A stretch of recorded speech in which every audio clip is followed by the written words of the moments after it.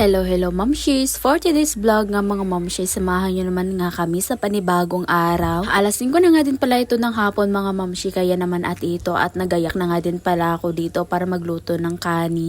Para magsaing. Wala nga masyadong kumain ng tanghalian mga Mamshi, kaya naman at ito at marami pa kaming kanin na natira. Pero okay lang din naman mga Mamshi kahit marami kaming bahaw na natira dahil meron naman kaming asong pinapakain. Kaya hindi din masasayang itong bahaw na natira. Syempre kami din naman dito sa bahay mga Mamshi ay kumakain din ng bahaw. Anyway, 2 taka lang pala ng bigas ang sinaing ko dyan mga Mamshi. Anyway, sobrang tagal na nga din pala itong rice cooker ko mga Mamshi. Kaso nga lang yung handle ng takip ay nasira na nga. Pero okay lang din naman dahil goods na goods pa itong rice cooker namin. Katapos ko naman nga magsaing mga Mamshi at ito, dumiretso na nga din pala ako dito sa ref namin. For today's ulam nga mga Mamshi ay magluluto ako nitong lambay. Hugasan ko na nga din pala ito na maigi mga Mamshi para naman mawala yung lansa. Sa pagluluto naman nga nitong mga Mamshi ay napakasimple lang. Dahil ganito ang way na gusto ni Dada sa pagkakaluto nitong lambay. Bali, nilagay ko lang pala itong mga lambay sa kawali mga Mamshi. Pagkatapos nga nilagyan ko ng bechin at asin. Nagdikdik na nga din pala ako ng 3